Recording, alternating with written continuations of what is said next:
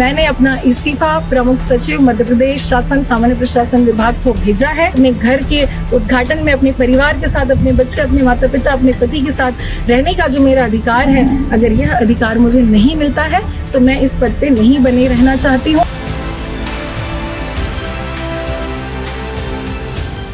नमस्कार, श्रेष्ठ भारत में आपका स्वागत है। मैं हूं मुक्ता सिंह। जुल्मी कब तक जुल्म करेगा सत्ता के हथियारों से, चप्पा चप्पा गूंज उठेगा इनकलाब के नारों से। ये नारा दिया है निशा बांगरे ने और निशाना है एमपी के मामा यानी मुख्यमंत्री शिवराज सिंह चौहान। निशा बांगरे एमपी के छतरपुर जिले के लवकुश नगर की एसडीएम रह चुकी हैं, लेकिन कुछ महीनों पहले अपने पद से इस्तीफा दे दिया था, जो अभी तक मंजूर नहीं हुआ है। निशा बांगरे का आरोप है कि एमपी की शिवराज सरकार जानबूझकर उनका इस्तीफा मंजूर नहीं कर रही है, क्योंकि वो बैतूल की आमला सीट से कांग्रेस की टिकट पर चुनाव लड़ना चाहती हैं।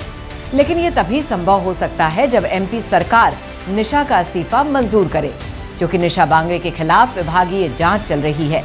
लेकिन हाईकोर्ट के आदेश के बाद इस्तीफा मंजूर कराने के लिए निशा ने खुद पर लगे प्रशासनिक आरोपों को स्वीकार कर लिया है। ऐसे में अगर अब भी अगले 14 दिनों में निशा बांगरे का इस्तीफा मंजूर नहीं हुआ तो वो इस बार चुनाव नहीं लड़ पाएंगी।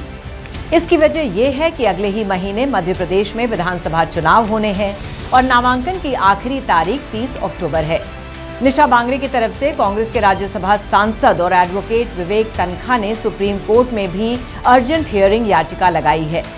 एडवोकेट विवेक तनखा ने सुप्रीम कोर्ट में दाखिल याचिका में कहा है कि राज्य सरकार जानबूझकर एक महिला अधिकारी को चुनाव लड़ने से रोकने के लिए इस्तीफा स्वीकार नहीं कर रही है, जिसके बाद सुप्रीम कोर्ट ने सुनवाई के लिए अगली तारीख 19 अक्टूबर की दी है। वहीं इस्तीफा नामंजूर होने से नाराज छतरपुर की पूर्व डिप्टी कलेक्टर निशा बांगरे ने सरकार को 3 दिन का अल्टीमेटम दिया है। उन्होंने कहा है कि 1 दिन में मेरा इस्तीफा स्वीकार करें, नहीं तो गुरुवार से मैं समर्थकों के साथ सड़क पर उतरूंगी और अनशन करूंगी। साथ ही निशा बांगरे ने साफ तौर पर शिवराज सरकार पर यह भी आरोप लगाए हैं कि मुझे लगातार जान से मारने की धमकियां मिल रही हैं। निशा ने कहा है कि मेरे साथ अगर कोई भी घटना होती है तो उसके लिए पूरी तरह से शिवराज सिंह चौहान ही जिम्मेदार होंगे। तो चलिए अब आपको बताते हैं कि एमपी में शिवराज मामा को ललकारने वाली और उन्हें खुलेआम चुनौती देने वाली निशा बांगरे आखिर हैं कौन और कहां से कैसे शुरू हुआ ये पूरा विवाद। निशा बांगरे ने साल 2016 में मध्य प्रदेश लोक सेवा आयोग की परीक्षा पास की, जिसके बाद उसी साल उन्हें डीएसपी का पद मिला। वो और बड़ा पद चाहती थी, जिसके लिए उन्होंने 2017 में फिर से वही परीक्षा दी और इस बार रैंक और अच्छी आई, जिससे डिप्टी कलेक्टर के पद पर निशा बांगरे का चयन हो गया। अब आपको बताते हैं कि निशा बांगरे पर आरोप क्या क्या है। निशा बांगरे पर पहला आरोप यह है कि उन्होंने मैटरनिटी लीव के दौरान बैतूल में घर पर आयोजित होने वाले सर्वधर्म समभाव यात्रा और उसके साथ कुछ और कार्यक्रमों में शामिल होने की अनुमति चाही थी। सामान्य प्रशासन विभाग ने उन्हें अनुमति नहीं दी, क्योंकि ये मध्य प्रदेश सिविल सेवा नियम के विरुद्ध था। विभाग का कहना था कि अनुमति न मिलने का पत्र मिलने के बाद निशा ने कहा कि वो सर्वधर्म समभाव यात्रा में शामिल नहीं होंगी, लेकिन वो इन कार्यक्रमों में शामिल हुई थी।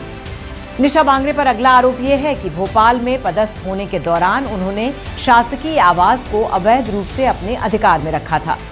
ये आरोप भी उनके इस्तीफे के बाद जोड़ा गया है।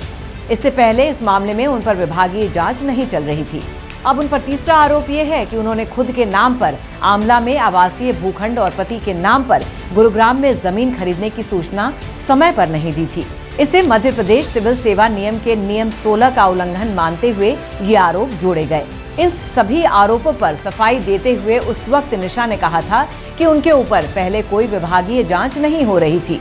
इस्तीफा देने के बाद एक ऐसे कई आरोप जोड़े जा रहे हैं ताकि विभागीय जांच के नाम पर मेरे इस्तीफे स्वीकार करने को लगातार टाला जाए। अब इन तस्वीरों को आप देखिए। एक महिला जो फूल माला पहने हुए है, उसे पुलिस जबरन गाड़ी में बिठा रही है। वो लगातार अपना विरोध जता रही है। उसके एक पैर का कपड़ा फट चुका है। उसे गाड़ी में बिठाने वालों में एक भी महिला पुलिस नहीं है। जो भी पुलिसकर्मी उसे गाड़ी में बिठाने की कोशिश कर रहे हैं वो सभी पुरुष हैं। ये कानून के खिलाफ है, ये हम सब जानते हैं, लेकिन फिर भी कानून की रखवाली करने वाले खुद ही खुलेआम कानून तोड़ रहे हैं। आप जानते हैं ये महिला कौन है? ये हैं पूर्व एसडीएम निशा बांगरे, या फिर जिसे डिप्टी कलेक्टर भी कहा जाता है। इस पोस्ट पर जो भी शख्स कार्यरत होता है उसके आगे पीछे पुलिस की टाइट सिक्योरिटी होती है, जिसे देखते ही पुलिस वाले सैल्यूट करते हैं। आज वही पुलिस वाले इस पूर्व डिप्टी कलेक्टर के साथ ऐसा क्यों व्यवहार कर रहे हैं?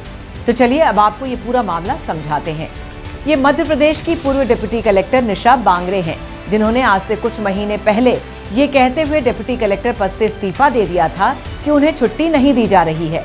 उसके बाद से ही कयास लगाए जा रहे थे कि निशा बांगरे को कांग्रेस अपने टिकट पर चुनाव लड़वा सकती है, लेकिन पूर्व डिप्टी कलेक्टर निशा इस बार चुनाव लड़ पाएंगी या नहीं, इस बात पर अभी असमंजस की स्थिति बनी हुई है। और वो इसलिए क्योंकि निशा ने अपने पद से इस्तीफा तो काफी पहले ही दे दिया था, लेकिन वो मंजूर अभी तक नहीं किया गया है। अब निशा का आरोप है कि एमपी की बीजेपी सरकार जानबूझकर ऐसा कर रही है। छतरपुर जिले के लवकुश नगर की एसडीएम निशा बांगरे ने इस्तीफा नामंजूर होने की वजह से 28 सितंबर को बैतूल जिले में पड़ने वाली आमला विधानसभा क्षेत्र से न्याय यात्रा की शुरुआत की थी। उनकी यात्रा 9 अक्टूबर को भोपाल पहुंचने वाली थी। अब रिपोर्ट्स की माने तो निशा बांगरे भोपाल पहुंचकर सीएम आवास के बाहर आमरण अनशन पर बैठने वाली थीं, लेकिन पुलिस ने उन्हें बीच रास्ते में ही हिरासत में ले लिया। जिस दौरान ये पूरा घटनाक्रम हुआ उस दौरान वहां कुछ कांग्रेस नेता भी मौजूद थे। खबरों की माने तो निशा बांगरे अगले महीने होने वाले मध्य प्रदेश के विधानसभा चुनाव में बैतूल जिले की आमला विधानसभा से चुनाव लड़ना चाहती हैं।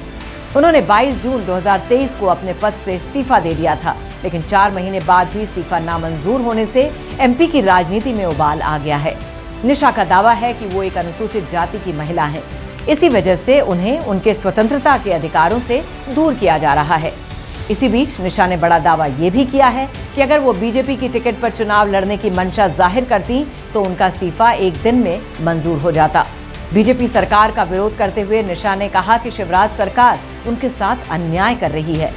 अब आपको बता दें, 9 अक्टूबर को अपनी यात्रा के दौरान निशा बांगरे अपने साथ डॉक्टर भीमराव अंबेडकर का पोस्टर लेकर पहुंची थीं।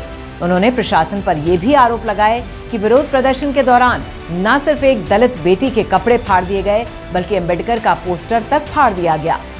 हिरासत में लिए जाने के बाद निशा बांगरे ने एक ट्वीट लिखा और जमकर बीजेपी सरकार पर निशाना साधा। निशा ने लिखा, जुल्मी कब तक जुल्म करेगा सत्ता के हथियारों से, चप्पा चप्पा गूंज उठेगा इनकलाब के नारों से। निशा ने आगे लिखा, आमला से जारी न्याय पद यात्रा को भोपाल पहुंचने पर बोर्ड ऑफिस चौराहे पर शिवराज मामा की तानाशाह सरकार के इशारों पर पुलिस की ओर से की गई बर्बरता शर्मसार और कलंकित करने वाली है।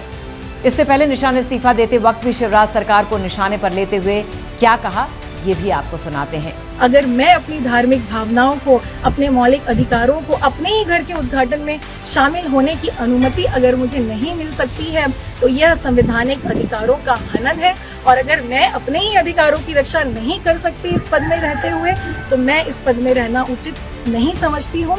मैंने अपना इस्तीफा प्रमुख सचिव मध्य प्रदेश शासन सामान्य प्रशासन विभाग को भेजा है कि मेरी जो धार्मिक आस्थाएं हैं, सर्वधर्म प्रार्थना करने की, और जो मेरा मौलिक अधिकार है कि अपने घर के उद्घाटन में अपने परिवार के साथ, अपने बच्चे, अपने माता पिता, अपने पति के साथ रहने का जो मेरा अधिकार है, अगर यह अधिकार मुझे नहीं मिलता है तो मैं इस पद पे नहीं बने रहना चाहती हूँ। पूर्व डिप्टी कलेक्टर शिवराज सरकार के खिलाफ निशा बांगरे के तेवर तल्ख हैं। वो साफ तौर पर कांग्रेस के टिकट पर चुनाव लड़ना चाहती हैं, मगर इस्तीफा मंजूर ना होने की स्थिति में विवाद लगातार बढ़ता ही जा रहा है, क्योंकि अगर उनका इस्तीफा मंजूर नहीं होता है और वो किसी भी तरह से पद पर बनी रहती हैं तो किसी भी सरकारी अधिकारी को टिकट नहीं दिया जा सकता, क्योंकि किसी भी संवैधानिक पद पर बैठा व्यक्ति चुनाव नहीं लड़ सकता है। ऐसा हमारे देश का नियम है। अब देखना होगा 2 दिन बाद यानी 19 अक्टूबर को ये लड़ाई क्या रंग लेकर आती है। निशा बांगरे के मामले पर सुप्रीम कोर्ट क्या फैसला लेता है, ये भी तब तक साफ हो जाएगा। तब तक हमें दीजिए इजाजत। नमस्कार। श्रेष्ठ भारत पर खबरों से जुड़े रहने के लिए चैनल को सब्सक्राइब करें, बेल आइकन दबाएं और देखते रहें श्रेष्ठ भारत।